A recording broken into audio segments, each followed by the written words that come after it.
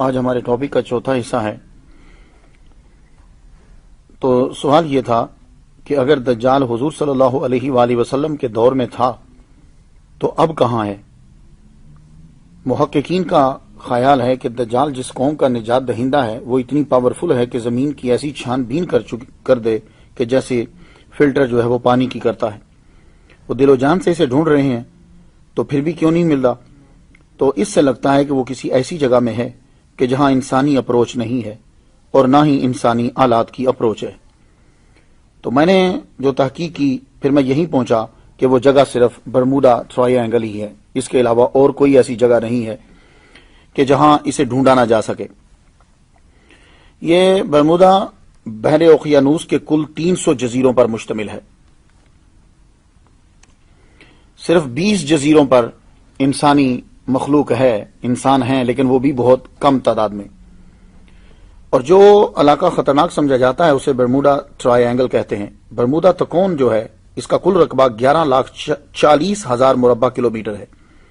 اس کا شمالی سرا جزائر برمودا، جنوب مشرقی سرا پورٹو ریکو، جنوب مغربی سرا اس کا میامی ہے، میامی فلوریڈا۔ آپ جانتے ہیں کہ فلوریڈا کا معنی کیا ہے؟ اس کا معنی ہے اس خدا کا شہر جس کا انتظار کیا جا رہا ہے۔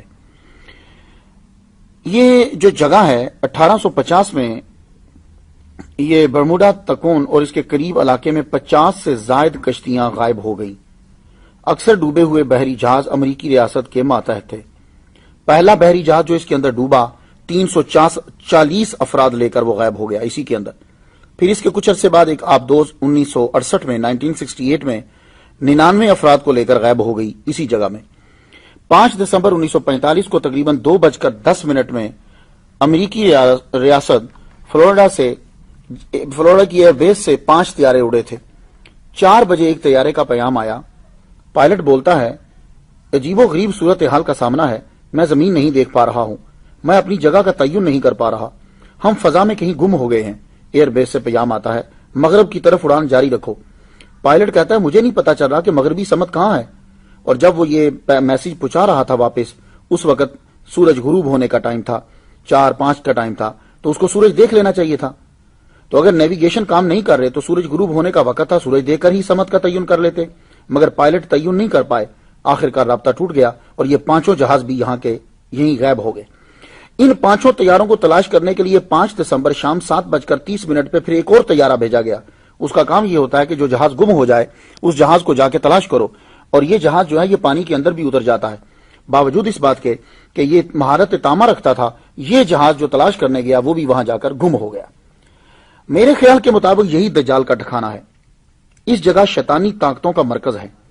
ایسی مقناطیسی کشش یا برقی لہریں ہیں وہاں جو ہماری بجلی سے 1000 گنا طاقتور ہیں، اور مجھے یہ لگتا ہے کہ دجال جب آئے گا وہ اسی طاقت کا استعمال کرے گا، اور اس طاقت کو، جو طاقت برمودا ٹرائینگل کے اندر ہے، جو لہریں ہیں، ان پر اگر کنٹرول ہو جائے تو آج جو گاڑی آپ اپنے 1960 45 کے اوپر یا 59 پہ چلا رہے ہو، یہ گاڑی 10,000 گنا رفتار کے ساتھ تیز چلنے لگ جائے گی۔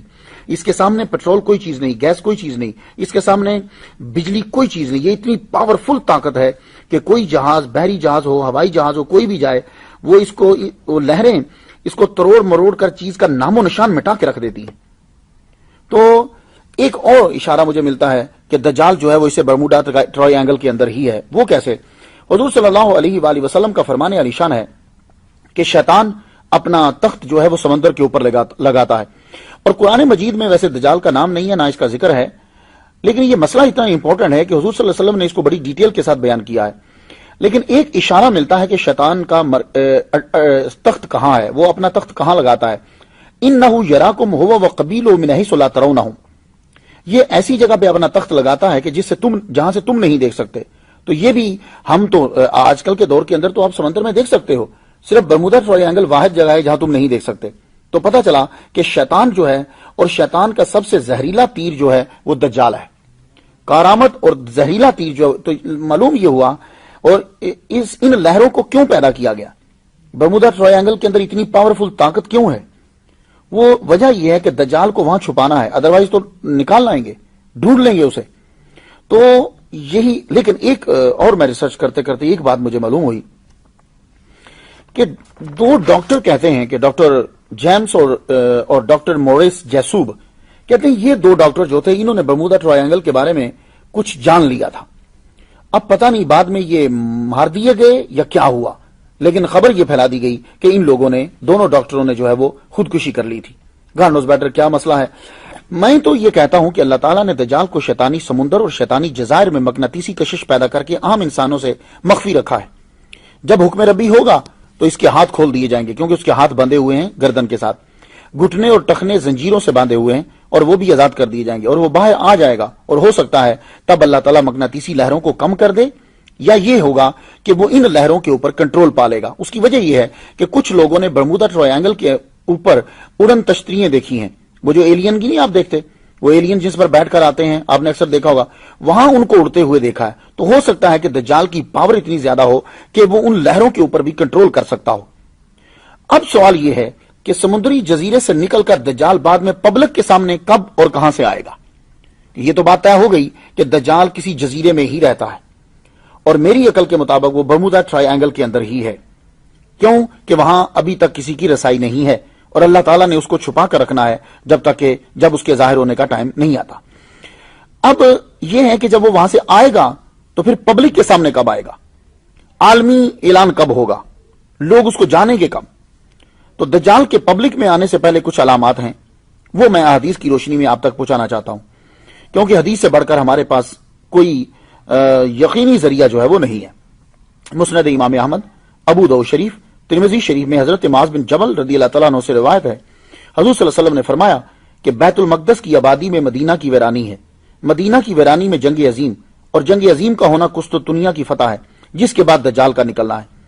تو پتہ یہ چلا کہ مدینہ ویران ہو جائے گا، اتنا ویران ہو جائے گا مدینہ کہ وہاں جانور پھرنے لگ جائیں گے، انسان مدینہ چھوڑ کر نکل جائیں گے. یہ دجال سے پہلے کی بات ہے. اور جب یہ مدینہ ویران ہوگا تو بیت المقدس جیروسلم آباد ہو جائے گا، اور مدینہ کی ویرانی کے بعد جنگ عظیم ہوگی، قسطنطنیہ فتح ہوگا، اس کے بعد دجال آئے گا. یہ دجال کے پبلک میں آنے سے پہلے کے میں حالات آپ کو بتا رہا ہوں. ایک اور حدیث ہماری مدد کرتی ہے یہ جاننے کی کہ دجال کے ظہور سے قبل حالات کیا ہوں گے. بارش بند ہو کر دی جائے گی اللہ تعالیٰ کی حکم سے، اور رزق زمین پیدا کرنا بند کر دے گی. حضرت ابو امامہ باہلی رضی اللہ تعالیٰ عنہ سے روایت ہے، حضور صلی اللہ علیہ وسلم نے فرمایا دجال کے ظہور کے پہلے 3 سال سخت ہوں گے.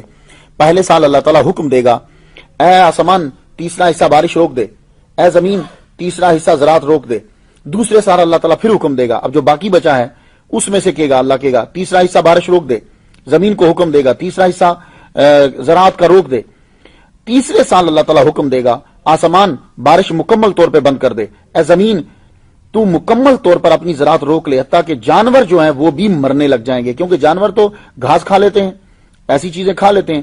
تو یعنی گویا کہ زمین پر گھاس اگنا بھی ختم ہو جائے گا، جانور بھی مرنے لگ جائیں گے. یہ ہے شیطان سے پہلے کے 3 سال. ابن ماجہ شریف میں یہ حدیث مبارکہ ہے.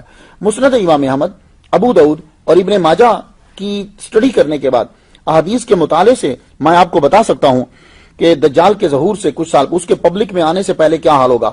بیت المقدس آباد ہو جائے گا، جنگ عظیم ہوگی، مدینہ شریف ویران ہو جائے گا، لوگ چھوڑ جائیں گے، قسطنطنیہ کی فتح ہو جائے گی، مکمل قحط ہو جائے گا، نہ بارش ہوگی نہ فصل، لوگ بغض و عداوت کی وجہ سے بچھڑ جائیں گے، ایک دوسرے سے اس کا مال اور اولاد چھینیں گے، یعنی ایک دوسرے کے بچے بھی چھین لیں گے. یہ لوگ ایک آدمی کی بیعت کے لیے اکٹھے ہوں گے جو بد اخلاق ہوگا، بے علم ہوگا، ملک میں لا قانونیت اور اس کے پاس اس سے نظام بھی نہیں چلے گا.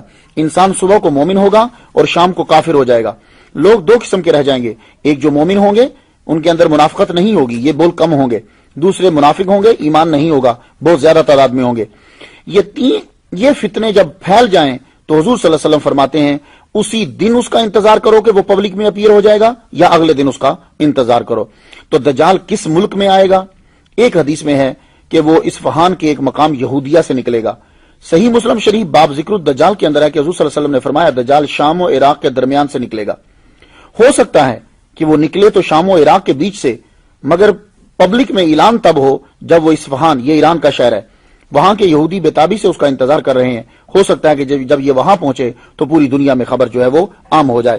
اب ہمیں یہ دیکھنا ہے کہ جب یہ آئے گا تو اس کے پاس پاور کتنی ہوگی اور یہ کرے گا کیا. آپ ہمارے ساتھ رہیے، اجازت دیجیے. وآخر دعوانا الحمدللہ رب العالمین.